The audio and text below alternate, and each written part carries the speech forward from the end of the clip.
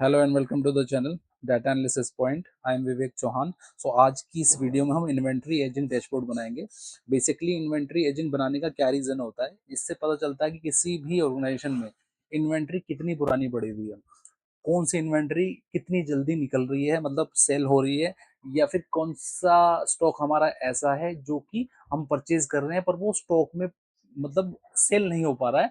और एक तरह से अगर कोई स्टॉक हमारा या इन्वेंट्री हमारी सेल नहीं हो रही है तो उसका मतलब हमारा फंड उसमें ब्लॉक पड़ा हुआ है। तो उसको आइडेंटिफाई करना वही मेन रीजन होता है इन्वेंट्री एजिंग बनाने का। तो ये डैशबोर्ड हम बनाएंगे। चलो चलते हैं डाटा पे, फिर इसको आगे प्रिपेयर करते हैं। देखो ये डाटा है, इसमें है आइटम की आईडी है जो सिस्टम से निकलता है सारा का सारा ये। ठीक है। आइटम की डिस्क्रिप्शन, क्या नाम है आइटम का, उस आइटम की कैटेगरी क्या है, यहाँ पर कितने टाइप की कैटेगरी है, 6 या 7 तरह की कैटेगरी, टॉयज है, गेम्स है, स्पोर्ट्स और ये सारी चीजें। ठीक है। किस वेयर हाउस में मतलब एक कंपनी की 10 वेयर हाउस हो सकते हैं, 50 हो, 100 हो सकते हैं, उसकी लोकेशन क्या है। ठीक है। और ये जो आइटम है उसको मेजर कैसे करते हैं, वो बॉक्स में आता है, पीसीज में बिकता है, ठीक है, केजी में बिकता है, और यूनिट की कॉस्ट क्या है, ठीक है, और कितनी क्वांटिटी इन हैंड है, मतलब कितना वो स्टॉक पड़ा है हमारे पास, उसकी वैल्यू क्या है, वैल्यू क्या होगा, यूनिट कॉस्ट इनटू क्वांटिटी, तो टोटल वैल्यू निकल आएगी। और रिसीव कब हुआ था। ठीक है। अब क्या है, एक्टिव डेज कितने हैं, मतलब कि जब हमने रिसीव किया था और आज कितने दिन से हमारे पास पड़ा हुआ है। तो ये फॉर्मूला लगा है इसमें। ये देखो 54 डेज जैसे इसको हो गए हैं। ठीक है। अब इसकी एजिंग बनानी है हमें। एजिंग किस हिसाब से, हमने 30 डेज के हिसाब से 30 डेज का ब्रैकेट लिया है, मतलब 0 से 30, 31 से 60, 61 से 90 डेज का ब्रैकेट है, फिर 91 से सीधा 180 का है, और वो फिर अगला है 180 प्लस डेज। ठीक है। ये 5-6 ब्रैकेट लिए हैं, तो इसका फॉर्मूले से कैसे लेंगे हम, फॉर्मूला हमें हमें इसी पे लगाना है, एक्टिव डेज पे। तो क्या करेंगे, इफ अगर J3 ये छोटा या फिर बराबर है, अगर ये 30 से छोटा, किसके, 30 के, अगर ये 30 के बराबर है या फिर छोटा है, तो क्या अमाउंट आएगा, ये आएगा। अदरवाइज इस वाले कॉलम में जीरो आएगा। अगर यहाँ पर 30 जो डेज हैं वो 30 से कम या फिर 30 के बराबर हैं, तो ये वैल्यू आएगी स्टॉक की वैल्यू, अदरवाइज जीरो। ठीक है। कॉपी पेस्ट नीचे मारेंगे। देखो, अब जिस जिसमें वैल्यू आ रही है तो उसमें 30 या 30 से कम होंगे। ये देखो डेज कितने आ रहे हैं, सब में 30 से कम डेज हैं। राइट। ये फॉर्मूला है। ओके। तो सिमिलरली मैंने सब में फॉर्मूला लगाया था, इसको कॉपी पेस्ट कर देता हूँ। मैंने जस्ट आपको एक फॉर्मूला दिखाने के लिए मैंने यहाँ पर किया था, लगाया था। अब सीधा इसको मैं कॉपी पेस्ट कर देता हूँ, नहीं तो वीडियो लंबी बन जाएगी। कॉपी एंड पूरे में मैंने इसे पेस्ट कर दिया। ओके। तो जिस जिस लोकेशन में, जिस जिस ब्रैकेट में आ रहा है अमाउंट, आउट से वो ब्रैकेट में आ रहा है जो इन्वेंट्री की एजिंग, उसमें वो ऑटोमेटिकली फॉर्मूले से आ गया। ठीक है। हमारा डैशबोर्ड कहाँ बनेगा, यहाँ पर बनाना है मुझे डैशबोर्ड। देखो जैसे इस फॉर्मेट में लेके आना है मुझे। ठीक है।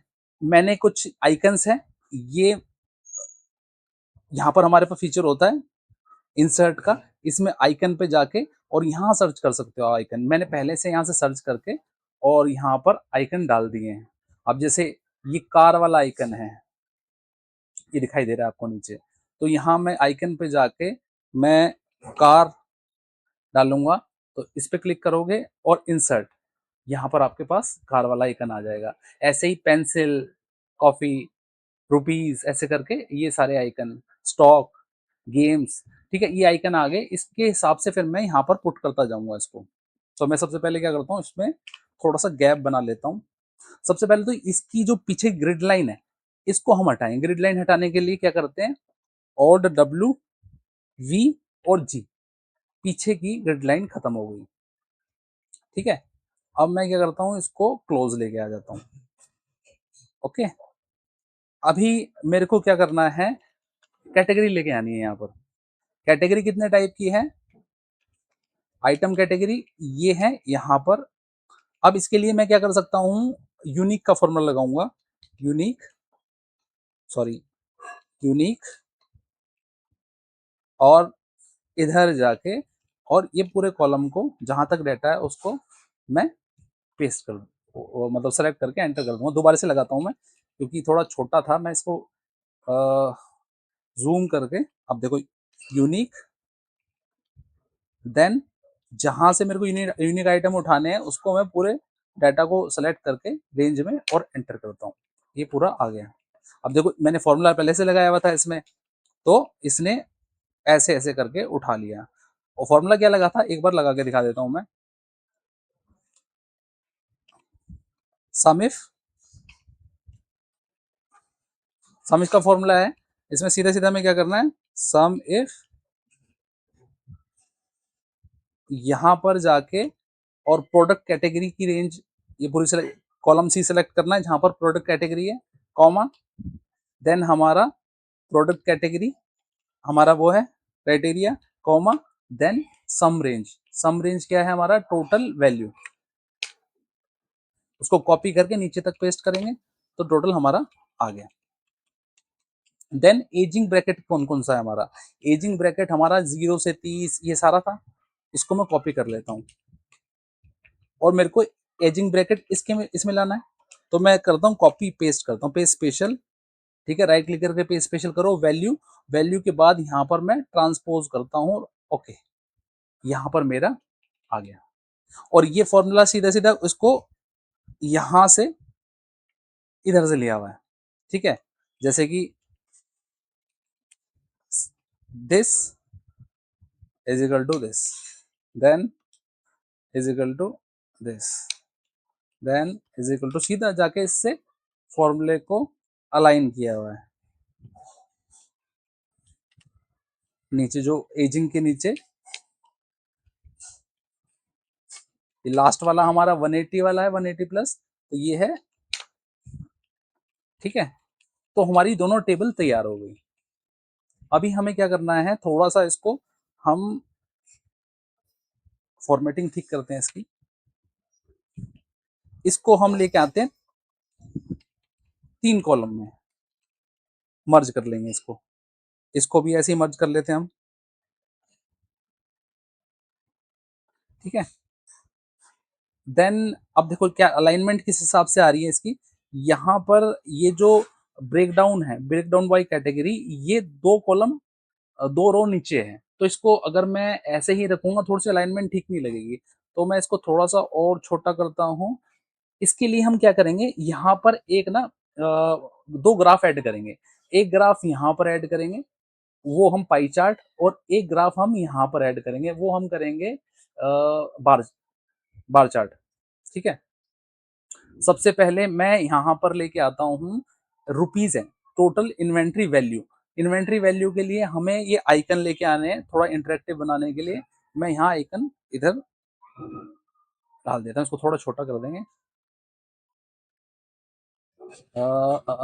इसको बड़ा कर लेते हैं थोड़ा सा, क्योंकि नीचे मेरे को ग्राफ भी लेके आना ना, तो ग्राफ यहाँ आ नहीं पाएगा अगर मैं ये इसको बढ़ाऊंगा नहीं तो, ठीक है। तो यहाँ पर मेरे पास आइकन आ गया। Then total item in hand, उसके लिए मतलब स्टॉक हो गया एक तरह से, स्टॉक इन हैंड, उसके लिए मैंने इसको इस आइकन को रखा है, जाके पेस्ट करना है हमें, ये कर दिया, ठीक है। देन अब इसके साथ मेरे को क्या करना है, इसमें वैल्यू के हिसाब से मुझे कंडीशनल फॉर्मेटिंग में जाके आइकन सेट, ये शेप्स, इसको क्लिक कर देता हूं मैं, और ये आ गया हमारा। देन इसके बाद हमें क्या करना है, इनके साथ आइकन सेट करना है। यहाँ क्या क्या आइकन आएगा, ऑफिस सप्लाई, ऑफिस सप्लाई में मेरे पास आ गया पेन, ठीक है। इस सबको छोटा कर लेते हैं पहले, इनको सबको सेलेक्ट करके, और तो मैंने ये सारा जितने भी आइकन थे इसके साथ अलाइन कर दिए हैं। तो अब जैसे आप देखो इसमें मैं इसमें कलर कर सकता हूँ, इस पर क्लिक किया, देन डबल क्लिक करूंगा इस पर मैं, तो यहाँ पर देखो इधर ग्राफिक स्टाइल में जाके मैं इसमें कलर कर सकता हूँ, तो मैं ब्लू कलर करता हूँ इसमें। सिमिलरली इसको इसको देन ये और ये डबल क्लिक करूंगा और ब्लू कलर इन सब में इसमें भी ब्लू कलर कर देता हूँ मैं, ठीक है। तो हमारे पास ग्राफिक्स में हमने क्या किया है, एक तो आइकन ऐड कर दिया है और एक ये ऐड कर दिया है हमारा कंडीशनल फॉर्मेटिंग में जाके आइकन सेट लगा दिया है। देन अब इसके बाद मुझे इसमें ग्राफ करना है, ग्राफ लगाना है। ग्राफ लगाने के लिए मेरे को क्या करना पड़ेगा, सबसे पहले मैं करूंगा डोनट चार्ट, दोनों को सेलेक्ट किया, इंसर्ट करूंगा मैं इसमें, देन पाई चार्ट पे क्लिक करेंगे और डोनट चार्ट, ठीक है। डबल क्लिक करते हैं तो मेरे पास यहाँ ऑप्शन आता है डोनट होल साइज, मतलब इसके होल का साइज कितना रखना है। तो मैं घटाऊंगा होल का ताकि ये थोड़ी सी बड़ी हो जाए, विड्थ इसका, जो इसके सर्कल का विड्थ था वो थोड़ा बड़ा हो जाए। ये साइज मेरे मेरे को ठीक लग रहा है, तो मैं इसको थोड़ा छोटा करके और यहाँ प्लेस कर देता हूँ, यहाँ पर, और इसके बराबर इसको, ओके। देन अब मुझे इस वाले यहाँ से मेरे को लेना है स्टॉक वैल्यू, ठीक है। उसके लिए मैं बनाऊंगा बार चार्ट,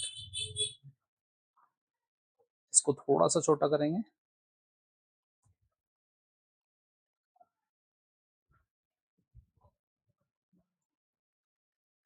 ठीक है। और इसको थोड़ा और छोटा कर लेते हैं, या फिर मैं एक काम कर सकता हूँ, इस वाले को बड़ा कर लूँ, डोनट चार्ट को, ठीक है।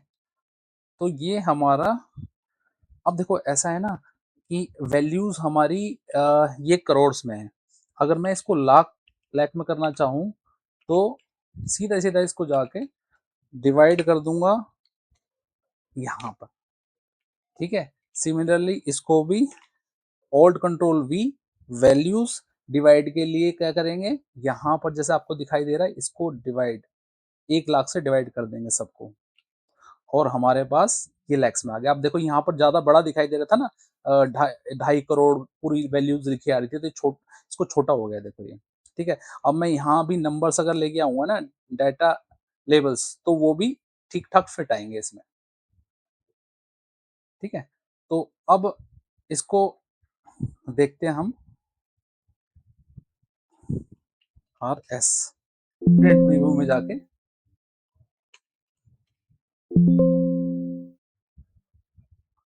ये कैसा लगता है हमें।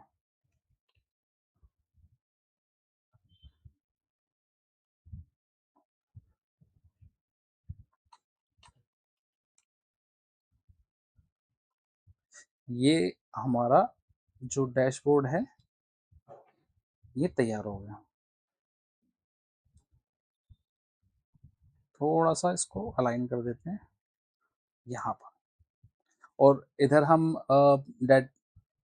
डाटा लेवल ऐड कर देंगे, ऊपर यहाँ भी डाटा लेवल आ गए हमारे, राइट।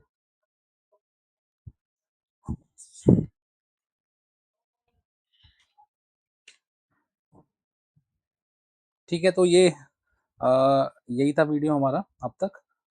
तो अगर आपको अच्छा लगा हो तो